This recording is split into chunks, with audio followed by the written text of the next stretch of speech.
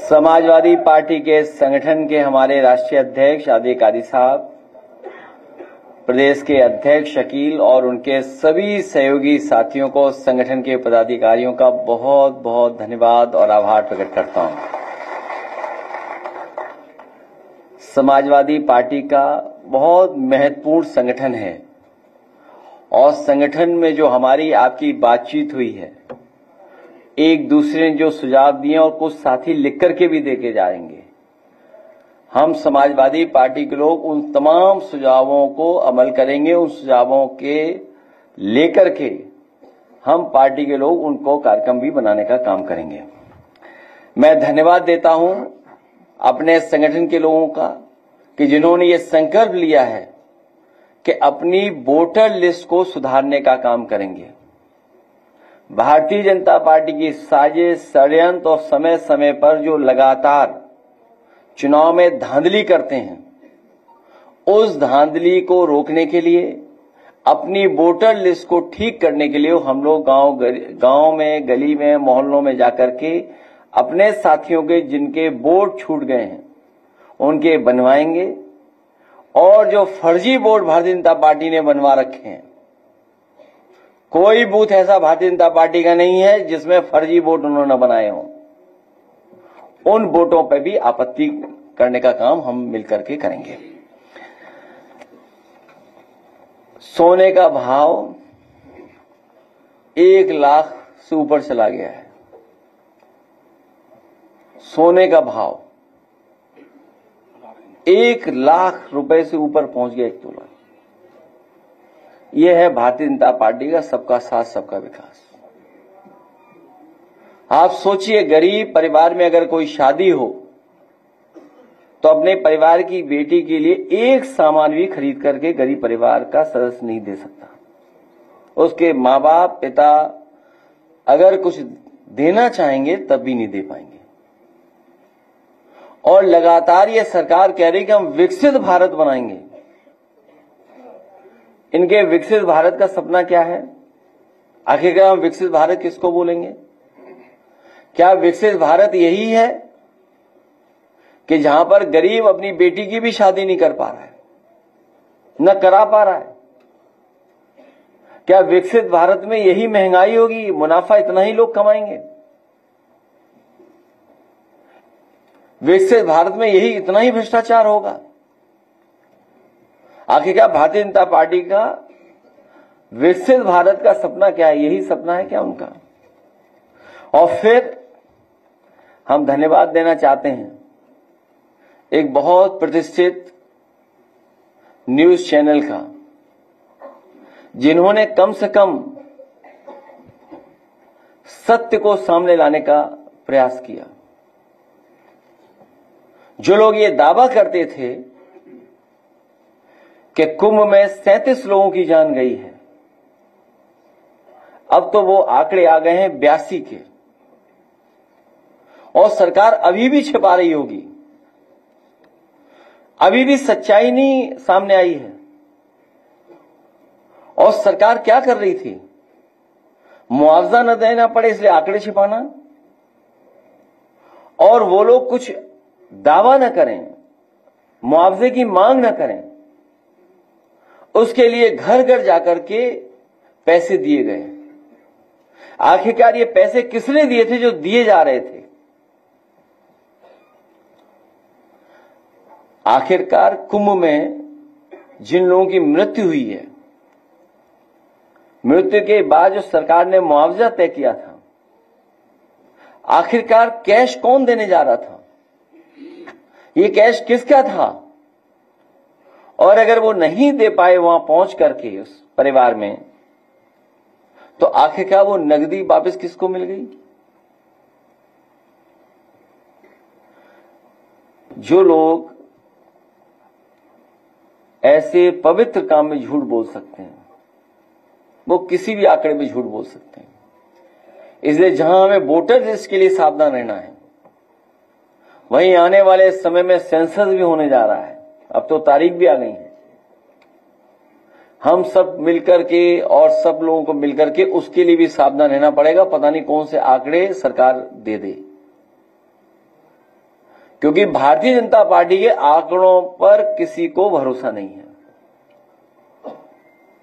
जो बुनियादी सवाल हैं, किसान की तरक्की, खुशहाली, उसकी आय दोगुनी होना, हर फसल की कीमत मिल जाना, किसान की जरूरत की चीजों को सस्ता उपलब्ध कराना, समय पर उपलब्ध कराना, सरकार का कोई ध्यान नहीं उस तरफ। बड़े पैमाने पर बेरोजगारी है, बड़े पैमाने पर।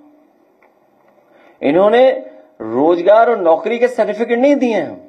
सच्चाई यह है कि 8 साल के लखनऊ और दिल्ली के काम करने के तरीके ने, आर्थिक नीतियों ने बड़े पैमाने पर बेरोजगार बनाने का काम किया है। पढ़े लिखे नौजवानों को बेरोजगार बना दिया।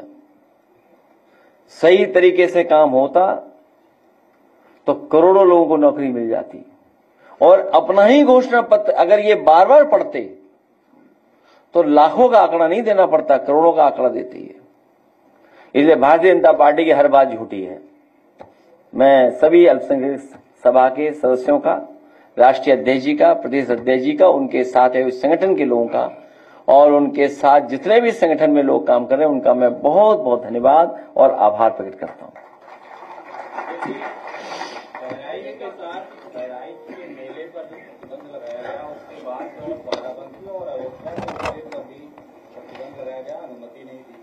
सवाल ये है सर कि सरकार ने वक्फ कानून को लाया, लेकिन उत्तर प्रदेश वक्फ बोर्ड में अभी तक चुनाव नहीं हो सके जिसमें 2 MLA और 2 MP जाते हैं। 2022 से अब तक चुनाव नहीं हुए। पिछले 2 महीने से CO चार्ज नहीं है। प्रदेश भर के लोगों को परेशानी। भारतीय जनता पार्टी और उनकी सरकार नफरत को बढ़ाने का काम करेंगे।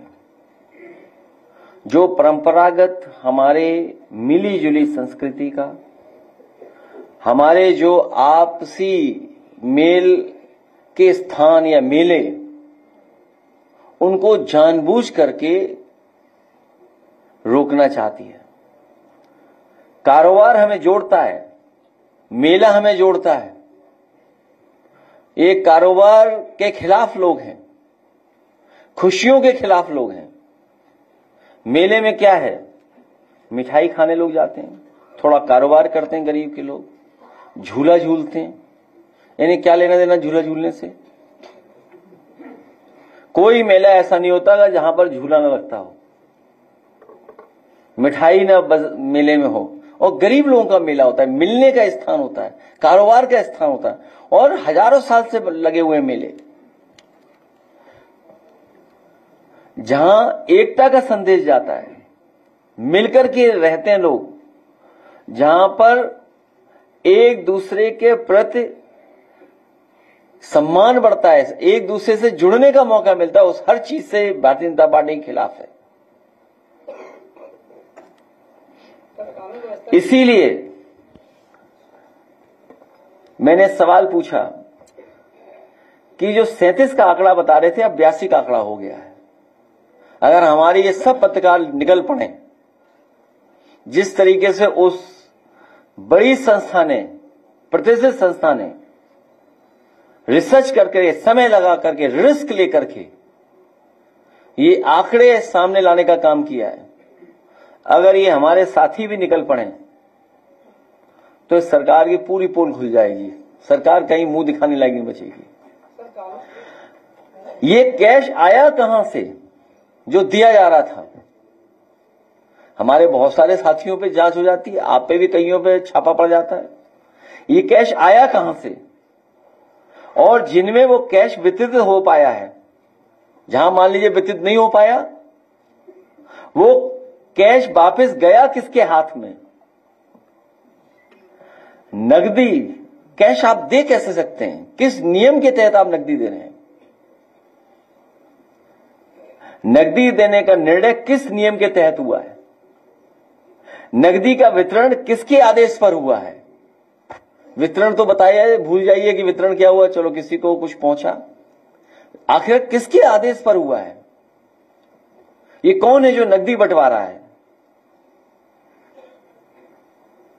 क्या नकदी बांटने में अनियमितताएं नहीं हुई होंगी? जो वापस आया होगा, जो देने गए वो अपनी जेब में रख लिया होगा। और मृत्यु के कारण भी नहीं बता रहे हैं लोग। आखिर क्यों सरकार कर रही? इन सवालों से सरकार क्यों बचना चाहती है?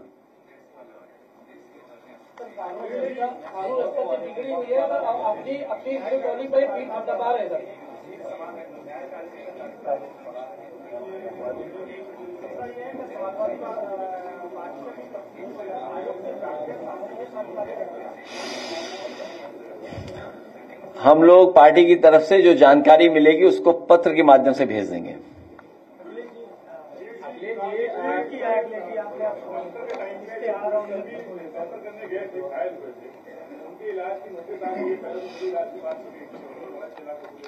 अगर इश्तहार में चित्र नहीं तो उन्होंने मित्र बदल दिया अपना। अखिलेश जी, आपकी सरकार में 50 संयुक्त जगह जगह हॉस्पिटल बनवाए गए थे, जो आज भी मतलब 4 साल होने जा रहे हैं, वो बंद पड़े हुए हैं। मतलब किसी भी तरीके से ना उसमें नियुक्तियां की जा रही हैं, ना मतलब वो इतनी शानदार बिल्डिंग बनी हुई है, लेकिन उसको बंदर तोड़ रहे हैं, मतलब टूट फूट हो रही है।